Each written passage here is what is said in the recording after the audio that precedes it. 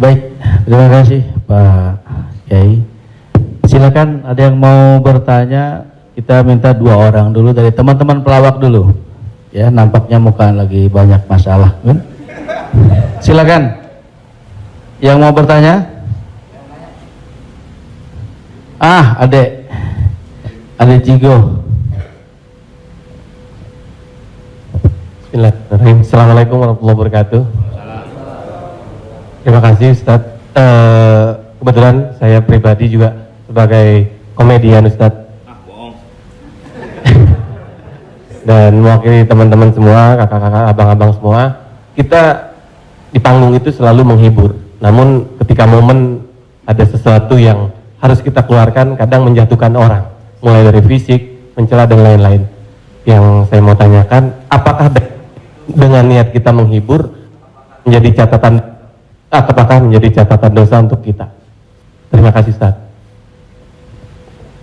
Ada seorang ulama dipanggil Imam Abu Hatim, tapi kemudian di ujung namanya itu ditambahkan kata Al-Asam.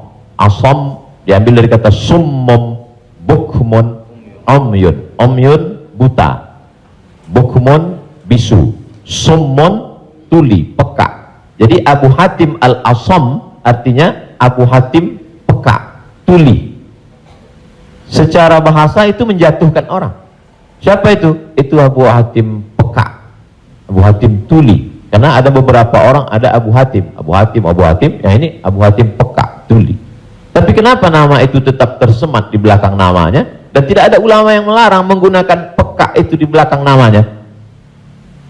Karena dia tidak merasa dijatuhkan dengan itu.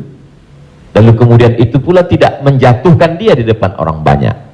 Apa sebab kronologis dia dipanggil Al-Asam? Dia seorang ulama. Suatu ketika dia sedang duduk, datang seorang anak gadis bertanya fatwa kepada dia. Saat anak gadis itu bertanya fatwa tentang hukum halal haram suatu masalah, mungkin karena wallahu alam bisawab atau saking groginya atau kentut anak gadis itu di depan dia. Dia ingin menjaga marwah, harkat, martabat anak gadis ini supaya jangan sampai merasa malu, maka dia diam, pura-pura nggak dengar. Akhirnya anak gadis itu nggak jadi malu, pulang dan dia cerita ke orang lain. Aku tadi mengalami begini, aku kentut di depan Imam Abu Hatim. Terus apa komen dia? Ternyata Abu Hatim itu peka. Panggil orang Imam Abu Hatim Al-Asam, peka. Sampai akhirnya setelah anak gadis itu meninggal, Imam Abu Hatim Al-Asam panjang umurnya, meninggal anak gadis itu, barulah Abu Hatim mengatakan, aku sebetulnya nggak peka, hanya ingin menjaga kehormatan dirinya. Jadi kisah Abu Hatim Al-Asam dapat kita pahami 2 makna. Satu sisi ada saatnya kita menjaga kehormatan orang sampai mati dia. Tapi ada satu sisi kalimat yang nampaknya menjatuhkan sebenarnya tidak menjatuhkan selama kita masih saling paham, saling memahami, saling mengerti. Ada kata-kata yang mungkin kita gunakan tapi menjatuhkan dia. Padahal sepertinya pujian. Tapi ada kata-kata yang sepertinya. Jadi kalau sudah saling memahami, orang pun mengerti, maka dia tidak menjadi suatu celaan. Ya ayyuhalladzina amanu, hai orang beriman, ijtanibu katsiran minadh-dhann, jauhilah prasangka buruk, inna ba'dadh-dhanni itsmun, wala tajassasu, jangan mencari-cari kesalahan orang, wala yaghtab ba'dukum ba'dha, jangan ghibah membicarakan aib orang lain, la talmizu bil alqab, janganlah kamu menggunakan gelaran-gelaran yang jelek. Bukankah tuli itu gelaran yang jelek? Iya. Tapi saat itu digunakannya bukan untuk menjatuhkan, dan mereka saling memahami tentang hal itu. Wallahu a'lam bishawab. Baik Ustaz, satu pertanyaan seputar dunia entertain.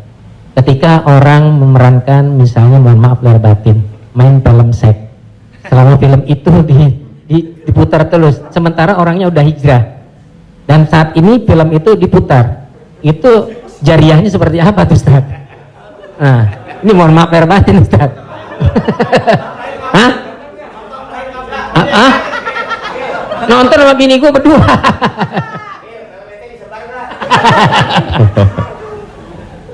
Man sanna fil islami sunnatan hasanatan, siapa yang membuat perbuatan yang baik, falahu ajruha, dia dapat pahalanya, wa ajru man amila biha, dan orang lain yang terinspirasi dengan itu.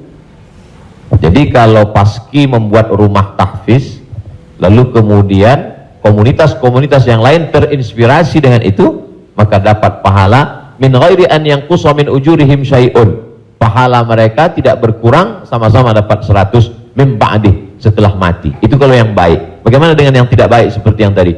Man sanna fil islami sunnatan sayyi'atan. Siapa yang membuat sesuatu yang tidak baik, falahu wizruha, dia dapat dosanya, wa wizru man amila biha, dan dosa orang lain yang melakukannya. Setiap ada terjadi pembunuhan di dunia ini, maka Kabil dapat royalti karena dia yang pertama kali melakukannya. Tapi Kabil tidak sempat taubat, tidak sempat hijrah. Jadi kalau ada yang sempat melakukan perbuatan jelek, dosa, saat dia taubat, dia buat konferensi pers, saya sudah taubat, sudah mu'alaf kalau dia tidak Islam. Kalau dia sudah masuk Islam, saya sudah hijrah. Maka saya meminta kepada seluruh jamaah yang ada di dunia ini yang masih menyimpan gambar, foto, video saya, tolonglah kalian delete, dan saya minta ampun kepada Allah Subhanahu wa taala. Lebih daripada itu sudah di luar kuasa dia. La yukallifullahu nafsan illa wus'aha. Allah tidak membebani orang lebih daripada usahanya. Ada seorang hamba berpesan di zaman Nabi SAW, nanti kalau aku mati, maka bakarlah jasadku, lalu campakkan debunya ke laut. Kenapa? Karena aku takut bertemu dengan Allah Subhanahu wa taala atas segala dosa-dosaku. Disampaikan kepada Allah Subhanahu wa taala. Kata Allah, aku ampuni hambaku itu karena masih ada rasa takut dalam hatinya. Makanya khotib naik ke atas mimbar, pesannya ittaqullah, takutlah kepada Allah.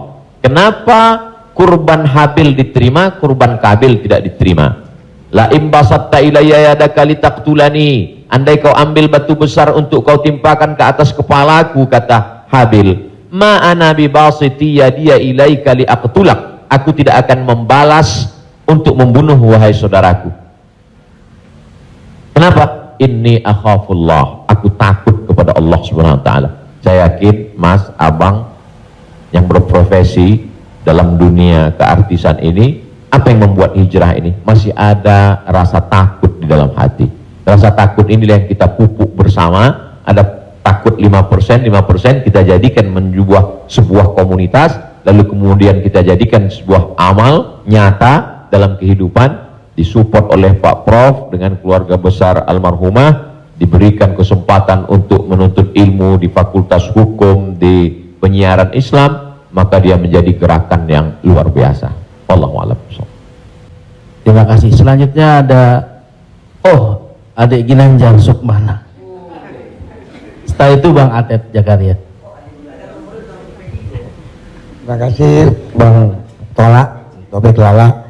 Ustadz, tadi Ustadz cerita bahwa Rasulullah juga bergurau, tapi gurauannya itu tidak pernah berdusta, dan itu yang tidak boleh, kata Rasulullah. Sementara teman-teman pelawak, sadar atau tidak sadar, lawakannya itu banyak berdustanya juga Ustaz. Cari-cari, mengada-ada kan, karena memang tujuannya untuk membuat orang tertawa. Tapi kalau saya kan, maaf, saya bukan pelawak, saya peragawan Ustaz. Jadi peragawan pakaian anak-anak.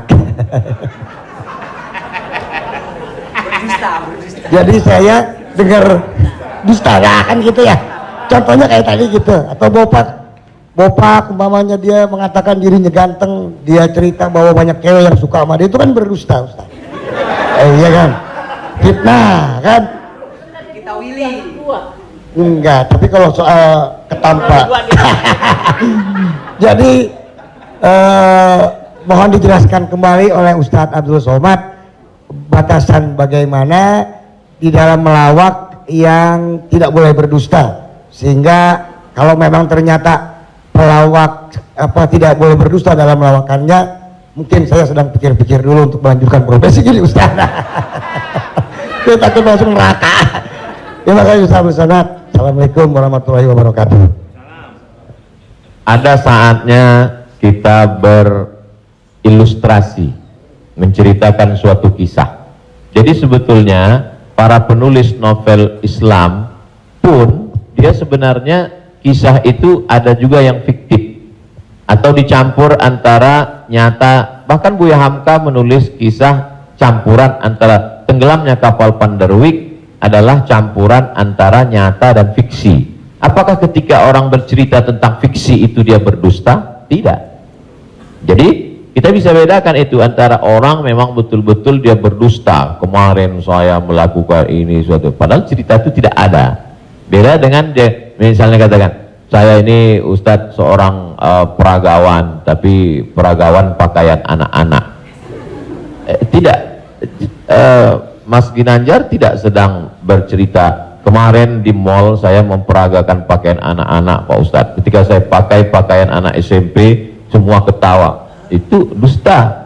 Tapi ketika dia katakan cerita awal tadi, semua orang tahu bahwa dia tidak sedang memperagakan pakaian anak-anak. Dia hanya sedang menunjukkan tentang dirinya. Secara sebenarnya di balik kalimat itu Mas Ginanjar sedang menjatuhkan dirinya di hadapan orang lain. Kan? Dan kita tertawa dengan dia menjatuhkan dirinya. Mohon maaf, bahwa beliau mengatakan fisik saya seperti anak-anak dan saya andai pun menjadi peragawan hanya sesuai memperagakan pakaian anak-anak. Hari ini orang tidak menjatuhkan dirinya, dia menjatuhkan orang lain, menjatuhkan tokoh agama, menjatuhkan ustadz. Ada suatu kesalahan dalam cara dia berpikir. Bahwa beliau menjatuhkan dirinya, dia tidak usah, karena dia sedang, tapi dia tidak sedang berbohong, dia hanya sedang bercerita. Insya Allah penjelasan saya itu bisa dipahami. Yang tidak bisa itu adalah ketika orang seolah-olah dia bercerita, dia kemarin saya menjadi sebuah cerita seakan-akan orang mengatakan dia nyata, padahal sebetulnya hanya bohong belaka supaya orang tertawa. Itu yang dilarang oleh Nabi Muhammad SAW. Wallahu a'lam. Baik, Assalamualaikum warahmatullahi wabarakatuh. Nama saya Ted Zakaria Ustadz. Saya pernah ketemu Ustadz di Al-Debat waktu itu mau berangkat umroh. Yang saya ingin mohon penjelasan dari Ustadz. Sekarang ini banyak pelawak-pelawak yang ikut ceramah juga. Pelawak sekarang ini dibutuhkan di mana-mana buat ikut ceramah. Padahal kalau kita lihat pelawak itu kemampuannya sangat minim, bahkan sudah menjual dengan harga yang mahal. Mohon penjelasannya Pak Ustadz, di mana bolehkah seorang pelawak itu melucu atau melawak di dalam satu ceramah? Nah, kita lihat yang namanya pelawak ini sekarang menjadi daya tarik sebelum ustadznya yang asli itu datang. Saya sendiri umpamanya berapa kali ngikut raja dangdut kemana, saya jadi bemper biasa di depan, tapi saya mengingat bahwa ilmu saya belum sampai ke situ, tapi saya memaksakan diri untuk menarik. Saya sadar bahwa ilmu saya belum seberapa untuk ke masyarakat yang penuh itu. Mohon penjelasannya Ustaz. Terima kasih. Assalamualaikum warahmatullahi wabarakatuh. Waalaikumsalam warahmatullahi wabarakatuh. Bedakan antara da'i dengan alim fatwa. Da'i dia mengajak orang ke jalan Allah, sedangkan alim yang mengeluarkan fatwa dia adalah orang yang berijtihad. Apakah dia berijtihad sendiri mengambil dari Quran, sunnah, ijma', qiyas, syar'u man qablana, saddu zara'i, qaulus sahabi, istihsan, istishab urf, atau dia membaca fatwa ulama lalu dia sampaikan dengan kemampuan dia baca kitab kuning. Jadi jangan kita pukul rata. Jadi jangan nanti ketika ada di antara sahabat-sahabat dari Paski mengajak orang sholat, ngajak puasa sunat, lalu kemudian di antara kita, ngapain ente ngajak-ngajak saya sholat? Ente kan bukan ustadz. Padahal mengajak orang berbuat baik adalah kewajiban kita semua. Nahnu du'at qabla kulli syai'. Sebelum jadi apapun, tugas utama kita adalah mengajak orang berbuat baik. Kuntum khaira ummah, kalian umat yang terbaik. Kapan kita menjadi umat yang terbaik? 3. Ta'muruna bil ma'ruf, ajak orang buat baik. Wa tanhauna 'anil munkar, larang orang buat mungkar. Wa tu'minuna billah, beriman kepada Allah. Jadi kalau hanya sekedar ngajak orang sedekah, ngajak donasi buat rumah tahfiz, ngajak ngumpulin beras untuk santunan yatim fakir miskin, maka pelawak boleh, penyanyi boleh, polisi boleh, siapapun, karena itu tugas sebagai seorang muslim, amar ma'ruf nahi mungkar. Yang tidak benar itu adalah ketika dia sudah dianggap sebagai ustadz dan ditanyakan suatu masalah dan dia terdesak, akhirnya dia bicara padahal dia tidak mengerti.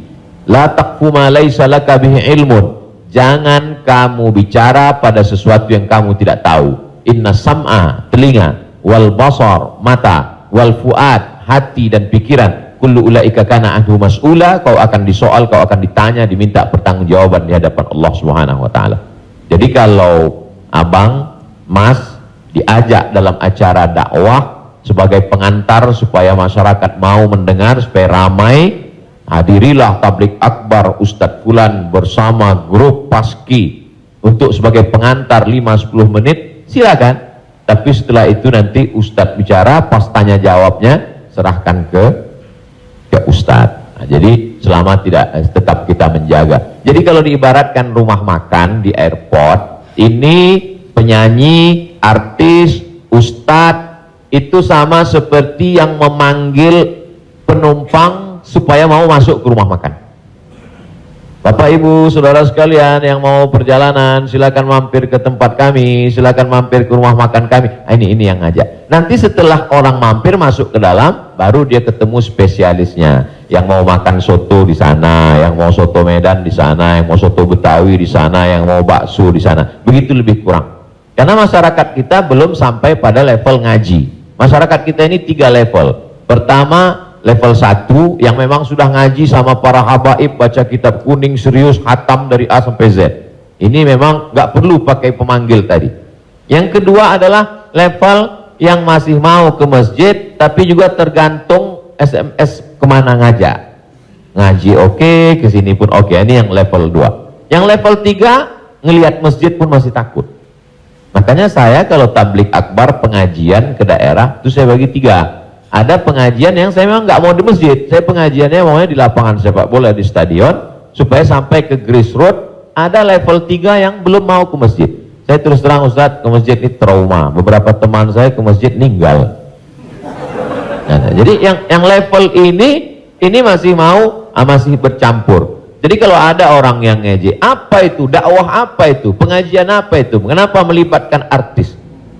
Ini salah satu cara. Jadi Wali Songo dulu tidak bisa, Wali Songo datang ujuk-ujuk langsung baca kitab kuning, nggak bisa. Makanya mereka buat solawatan. Dia tahu tradisi orang Jawa pukul gending pakai wayang, maka dia buat cara wayang, dia pakai wayang. Jadi sekarang kalau mampu buat film pendek atau melibatkan artis, video tanya jawab saya dengan pertanyaan yang sama, dengan jawaban yang sama, tapi dengan pengantar artis berbeda viewernya. Yang ngasih tahu penonton. Ustadz coba Ustadz lihat ini. Ini dengan musyawarah sekian penontonnya. Tapi ketika Ustadz di masjid dengan jamaah sekian penontonnya. Artinya apa? Dakwah bisa sampai melalui lisan sahabat-sahabat, kawan-kawan. Jadi pakai kesempatan ini untuk mengajak orang lebih banyak ke jalan Allah Subhanahu wa taala. Wallahu a'lam. Barakallah.